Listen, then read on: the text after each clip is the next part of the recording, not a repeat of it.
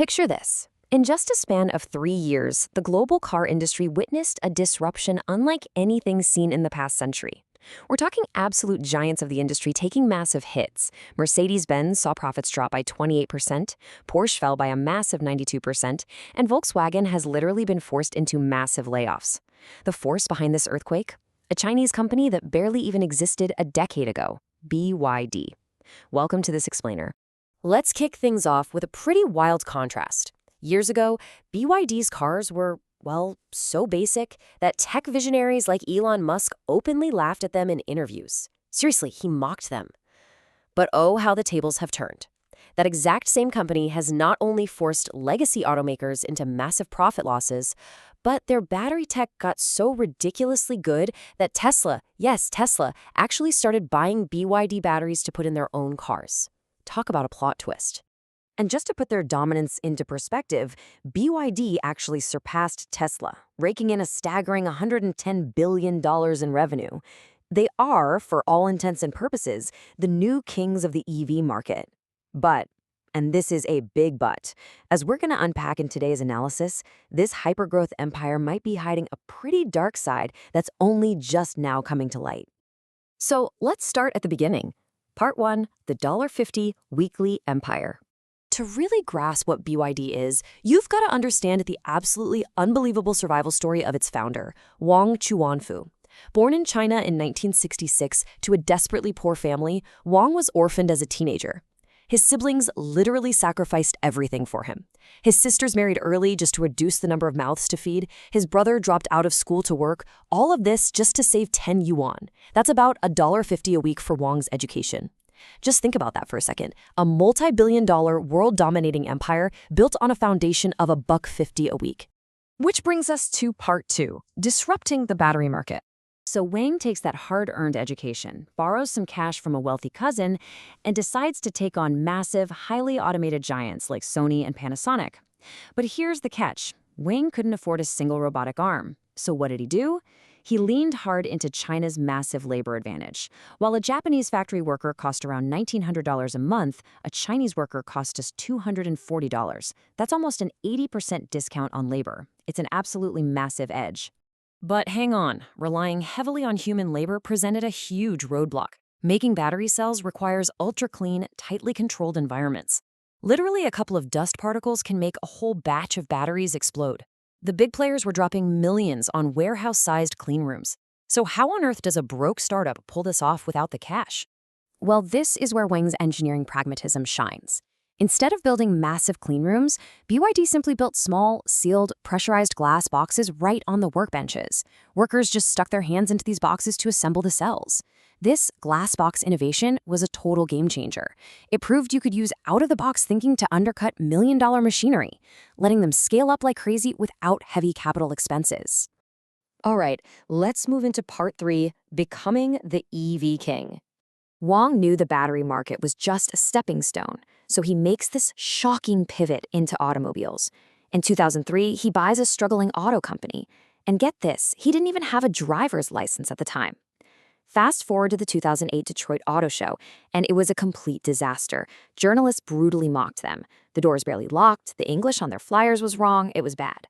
But they took the hits and relentlessly iterated. By 2020, they shocked the world with the Blade battery, a highly fire-resistant lithium-ion battery. And by 2023, they became the world's largest battery manufacturer. And their manufacturing strategy? Entirely unique. While traditional car makers rely on thousands of outside suppliers, like waiting on TSMC for microchips, BYD decided to build almost everything in-house. Semiconductors, electric glass, headlights, software. You need it, they made it. So remember that catastrophic global chip shortage in 2020 that basically paralyzed American and German auto production? BYD actually increased theirs. While you couldn't buy a German car, BYD was actively sweeping up the market share everyone else left behind. They also hit the nail on the head with a completely ignored market. Sure, EVs make sense in megacities, but if you live in a smaller Tier 2 or Tier 3 city, finding a charger can give you serious range anxiety. BYD solved this by pushing hybrid cars that run on both battery and gas. It completely eliminated the fear of being stranded and captured a massive demographic that purely electric brands like Tesla just couldn't easily serve. Now, you can't expand globally this fast without serious cash. Backed by an eye-watering $4.3 billion in Chinese government subsidies between 2015 and 2020, BYD went on the offensive. They absolutely dominated, snagging 40% of the market in Thailand and a massive 72% in Brazil, bringing their cutthroat pricing right to the doorstep of established European legacy brands. But here is where the plot thickens. Part 4. The hidden debt crisis. Remember that intense local cost-cutting strategy we talked about earlier, stretching every single penny? Well, it might have actually been a Trojan horse. According to a bombshell 2025 report by the financial firm GMT, the very foundation of BYD's success might be a massive, looming liability. This report sent shockwaves through the investor world by exposing some severe cracks in the seemingly unstoppable $110 billion empire. Check this out. The GMT report makes a jaw-dropping claim. Officially, BYD reported $42 billion in debt. But according to this analysis, their actual debt is sitting closer to a staggering $323 billion. Yeah, you heard that right. A discrepancy that large completely rewrites the reality of their financial health. So you're probably wondering, how does a discrepancy that huge even happen? The report claims they achieved this by exploiting something called supply chain financing. Basically, BYD was allegedly treating its local part suppliers like interest-free credit cards. Instead of paying them in the standard 50 to 60 days, BYD supposedly held on to these payments for up to 275 days. By withholding cash from the folks supplying their tires and steel for almost a year, they quietly turned their entire supply chain into a massive hidden liability. Which leads us directly to part 5. Is the bubble bursting? Because when you build an empire on delayed payments, what happens when the momentum slows? The financial red flags aren't just on spreadsheets. They extend to the actual cars on the ground. The analysis points to satellite imagery revealing thousands of brand new cars gathering dust in massive lots. This exposes a loophole called zero-mileage used cars. Basically, dealers were so desperate to hit aggressive sales targets that they just registered unsold cars to shell companies. On paper, the cars were sold. In reality, they were just sitting in the dirt. And the reality of scaling this fast is finally catching up to the hardware. Throw in reports of technical failures, we're talking brakes, steering, and GPS issues, in over 200,000 cars, and you've got a perfect storm. These compounding issues led to a severe 19% profit drop in 2025. And worse yet, analysts are projecting a 40% sales plunge in 2026. This mix of hidden debt, faked sales numbers, and failing hardware has even caused the Chinese government to start pulling back its financial support.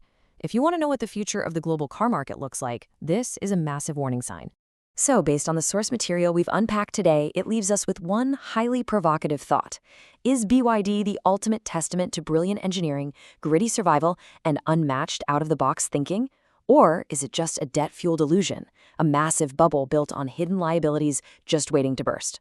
Let those numbers sink in, and always keep questioning the data behind the headlines. Thank you for joining me on this explainer, and I'll catch you next time.